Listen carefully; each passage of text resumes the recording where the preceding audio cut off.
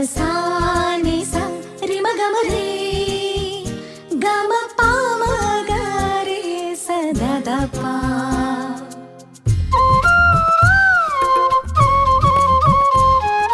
புல்வெளி பெய்யும் சாரலை போல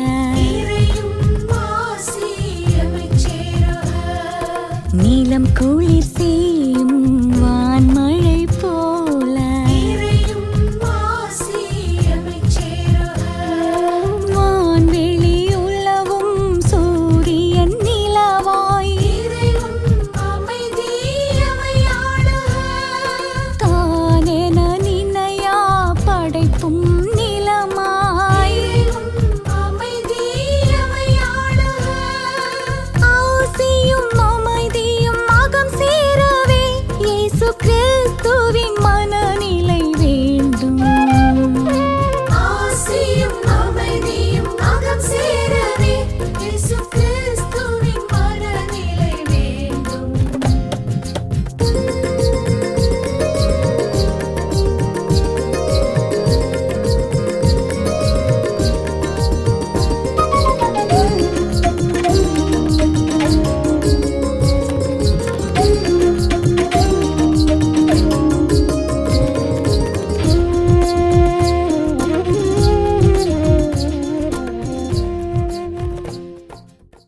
தந்தை மகன் தூயாவியாரின் பெயராலே ஆமென்.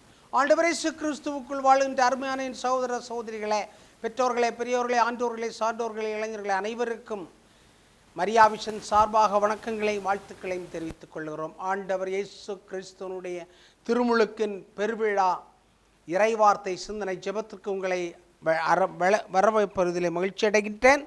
ஆண்டவர் இயேசுடைய திருமுழுக்கு என்பது நம்முடைய திருமுழுக்கை நினைவுபடுத்துவதாக, அதனுடைய உரிமைகள் கடமைகளை நினைவுபடுத்துவதாக அமைந்திருக்கின்றன. எனவே இறைவார்த்தையானது மத்தேயு நற்செய்தியிலிருந்து எடுக்கப்பட்டிருக்கிறது.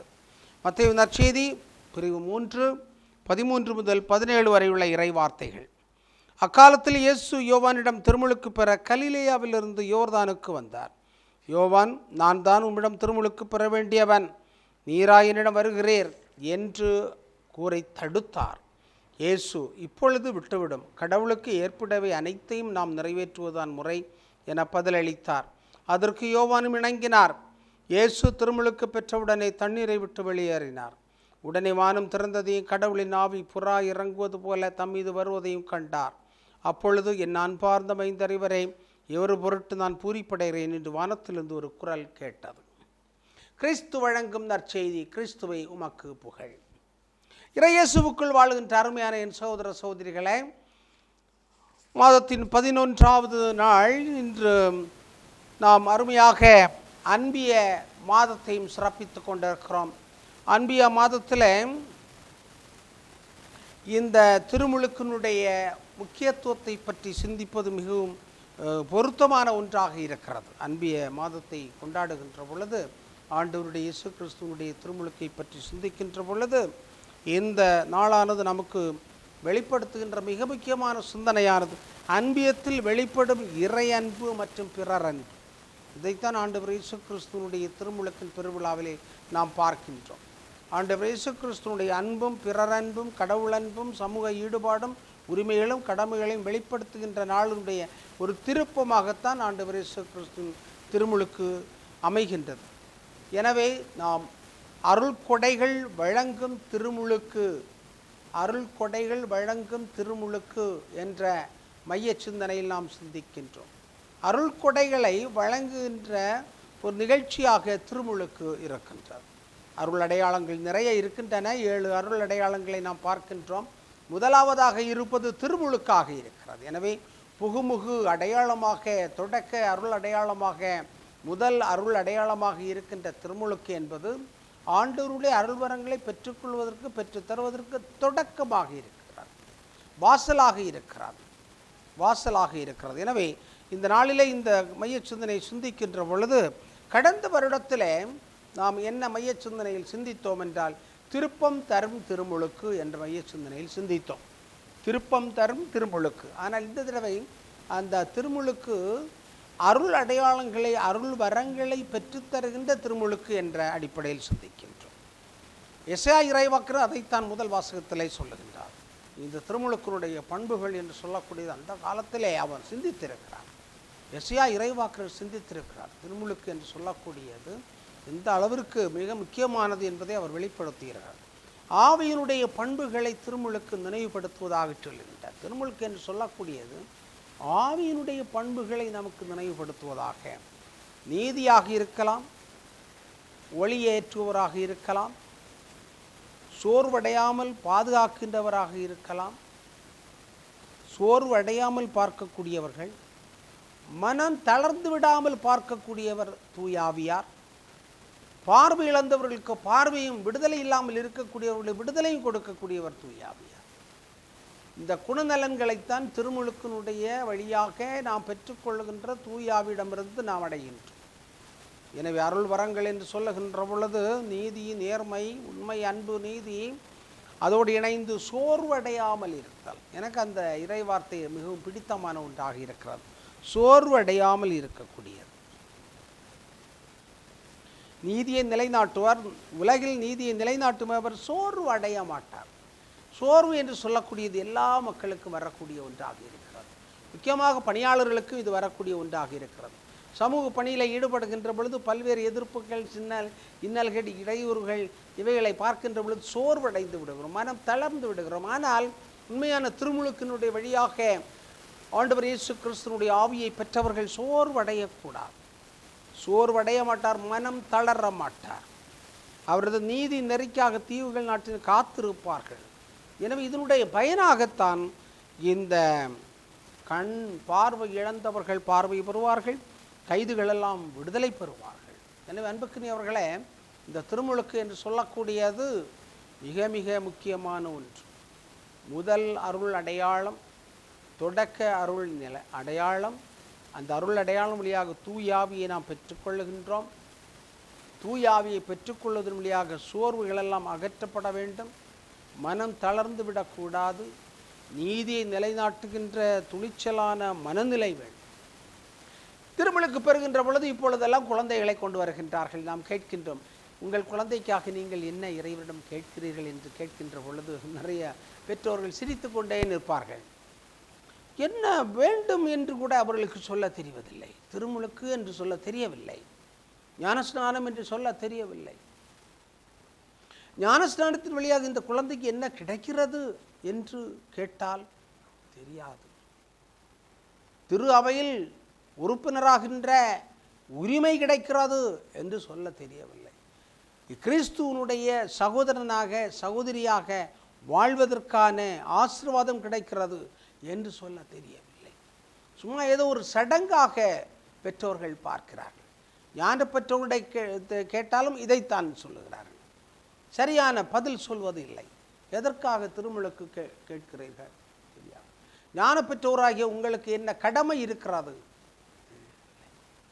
தெரியவில்லை. சும்மா ஒரு சடங்கு, ஒட்டுமொத்தத்திலே ஒரு சடங்காக நினைக்கிறார்கள். ஒரு சில தெளிவாக சொல்லுகிறார்கள், குழந்தையை ஞானத்திலும் அறிவிலும் பிறர் அன்பிலும் கடவுள் அன்பிலும் இறை அச்சத்திலும் வளர்க்க வேண்டும். அதுதான் ஞான பெற்றோருடைய கடமையாகவும் இருக்கிறது என்பதை அருமையாக சொல்வார்கள். எனவே அன்புக்குரியவர்களே, என்னுடைய உள்ளத்திலே சில சமயம் சிந்தனை தோன்றுவதொன்று, ஏன் இதற்காக இந்த குழந்தை பருவத்தில் திருமுழுக்கு கொடுக்க வேண்டும்? கொஞ்சம் வளர்ந்த பிறகு 7 வயது 8 வயது ஆன பிறகு திருமுழுக்கு கொடுக்கலாமே, அப்பொழுது கொஞ்சம் விவரம் வருமே, கொஞ்சம் பகுத்தறிவு வருமே, சிந்தனை வருமே, அப்பொழுது இந்த திருமுழுக்கினுடைய அர்த்தத்தை புரிந்து கொள்வார்களே என்று நான் நினைப்பது உண்டு. பல நாடுகளில் அப்படித்தான் இருக்கிறது.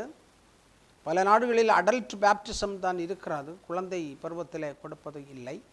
ஒருவேளை குழந்தை பருவத்தில் கொடுத்தால் அந்த குழந்தையினுடைய உரிமை மீறி நாம் திணிப்பதாக இருக்கக்கூட வாய்ப்பு இருக்கிறது.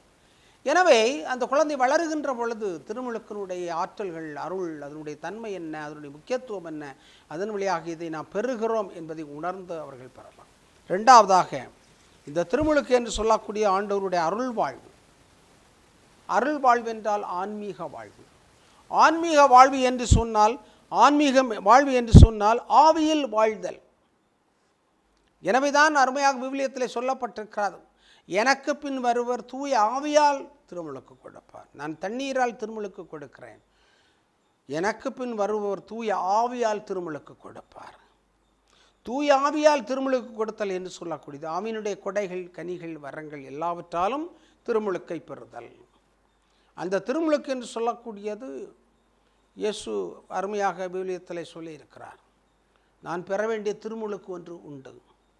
அந்த திருமுழுக்கு என்பது கல்வாரியை சொல்லுகிறார். கல்வாரியிலே இறக்கின்ற திருமுழுக்கை சொல்லுகிறார். அதை ஒரு திருமுழுக்காக சொல்லுகிறார்.